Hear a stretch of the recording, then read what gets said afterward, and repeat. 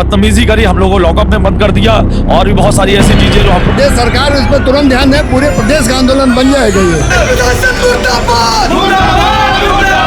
इतना निरंकुश पुलिस बहन जी की सरकार में भी नहीं थी। अपने मुंह की सुरक्षा अपने हाथों से हमको करनी पड़ी। जो दोषी पुलिसकर्मी थे उसको भगाने में एसपी एडीसीपी का हाथ है।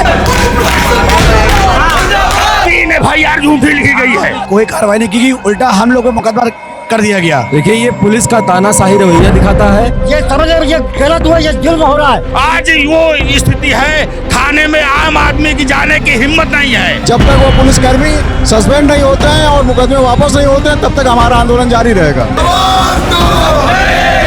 पुलिस जो है ये किसी भी कानून को नहीं मानना चाहती, वो अपनी हनक को बनाए रखना चाहती है।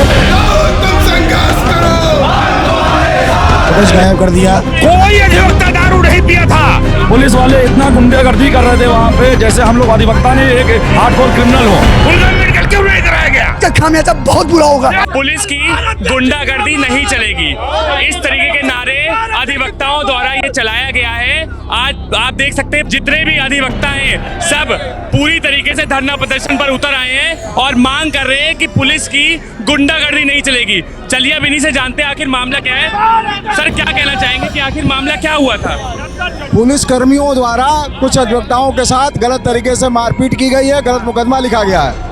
जब तक वो पुलिसकर्मी सस्पेंड नहीं होते हैं और मुकदमे वापस नहीं होते हैं, तब तक हमारा आंदोलन जारी रहेगा। प्रशासन द्वारा बार बार बैठक करने की बात की जा रही है। हमने कहा 2 चीज आप बता दो, मुकदमा वापस हुआ कि नहीं, उन पुलिसकर्मियों के खिलाफ आपने कार्रवाई किया, ये दोनों चीजें हमको बता दो, हम मीटिंग करने के लिए तैयार है। सौरभ जी आप बताइए कि आखिर उस रात ऐसी क्या घटना हो गई थी कि पुलिस ने आप पर पूरी तरीके से आक्रमण किया? होली का त्यौहार था भैया, होली मना के हम अपने परिवार के साथ घर पर थे।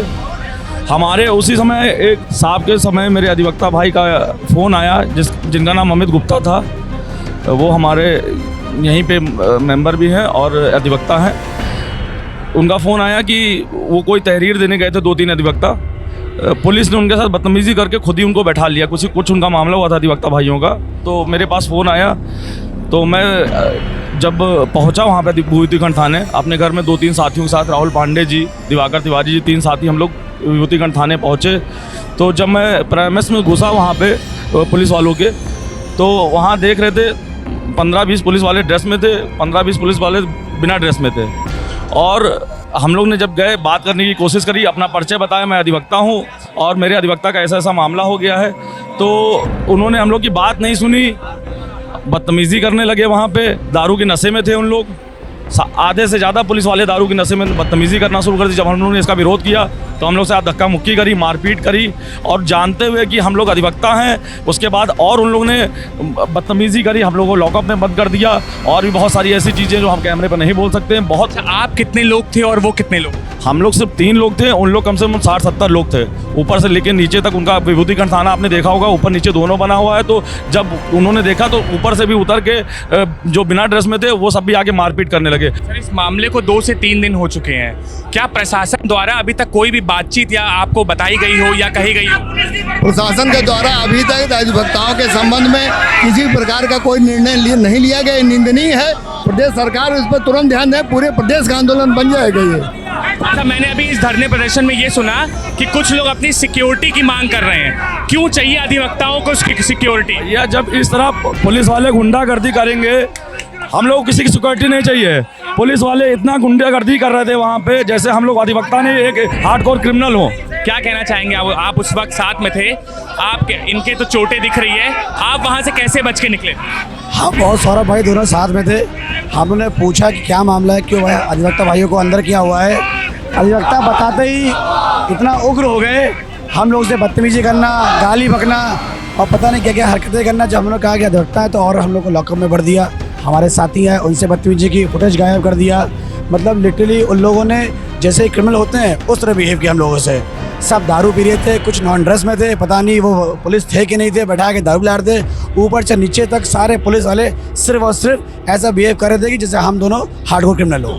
इस पर अभी तक प्रशासन द्वारा कोई एक्शन लिया गया? प्रशासन के द्वारा कोई कार्रवाई नहीं की गई, उल्टा हम लोगों को मुकदमा कर दिया गया।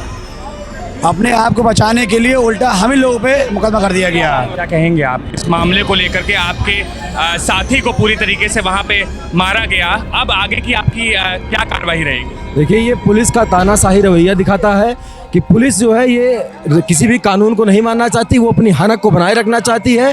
कोई भी वादकारी उनके पास पहुंचे, चाहे वह अधिवक्ता हो, चाहे वह कोई भी वादकारी उनके पास पहुंचे, वह अपनी हनक बनाने के लिए उनके ऊपर अपने बल का प्रयोग करते हैं। ये सरकार सिर्फ कहती है, सरकार अगर आके इसको थानों में देखे तो कहीं ये पुलिस प्रशासन कोई सांसद नेता बिना प्रोटोकॉल के चला जाए तो उसको भी बंद कर देंगे।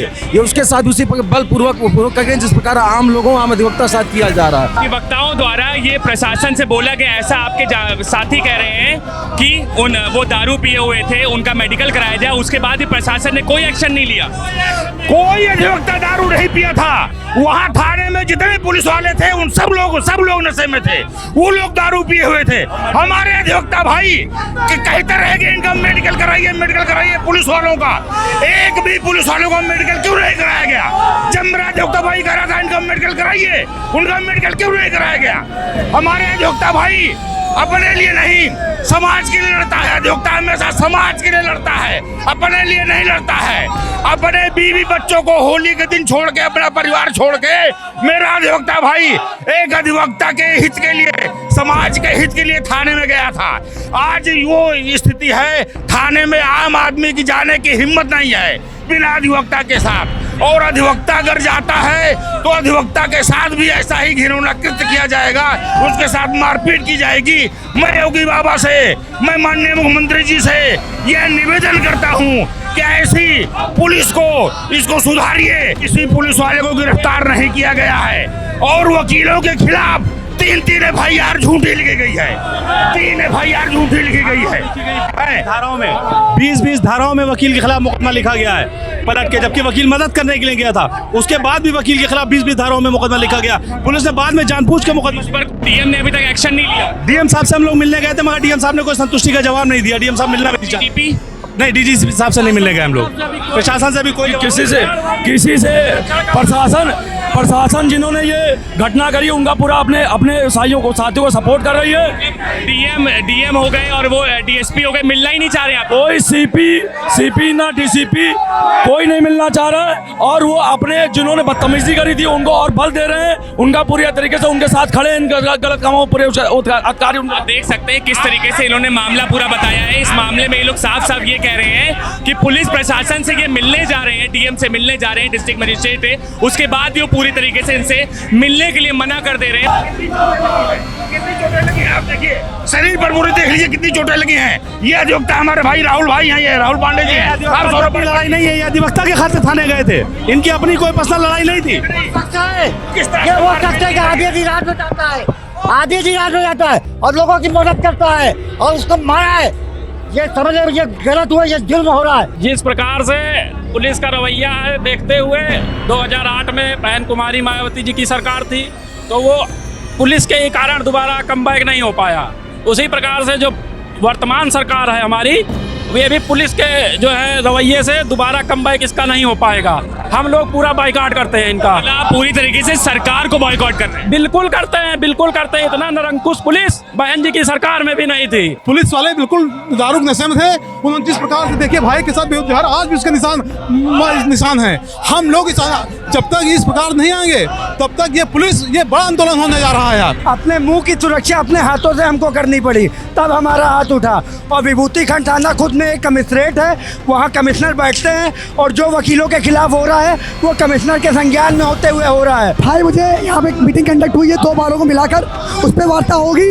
हमारा कहना ये, यदि 6 बजे की घटना है और हमारे साथी अधिवक्ता का 6 घंटे तक मेडिकल नहीं कराया जाता है, जो दोषी पुलिसकर्मी थे उसको भगाने में एसपी एडीसीपी का हाथ है। जिस सीसीटीवी फुटेज अपने विभूतिगंज थाने की पेश करेंगे तब सच्चाई सामने आएगी। यदि सीसीटीवी फुटेज के साथ छेड़छाड़ की गई है तो ये शासन प्रशासन इस बात को ध्यान रख के, गलती उसकी थी, उसकी है, और भविष्य में हम लोग विचारण के माध्यम से इस बात को सिद्ध कर देंगे कि उन्होंने ये जो हम लोग लड़ाई ली है और झूठे मुकदमे पंजीकृत किए, उसका खामियाजा बहुत बुरा होगा। देख सकते हैं कि पूरी तरीके से ये मामला ये बताया जा रहा है कि प्रशासन द्वारा जो भी चीजें या मुकदमा हुआ है वो पूरी तरीके से गलत मुकदमा है। अधिवक्ता अपनी न्याय के लिए लड़ेगा और पूरी तरीके से अपने अधिवक्ता को पूरी तरीके से न्याय दिलाएगा। प्रशासन से मांग कर रहा है, पर प्रशासन अभी तक सुनने के लिए नहीं तैयार है। कैमरा पर्सन उत्कर्ष सिंह के साथ अंबर शुक्ला, लखनऊ।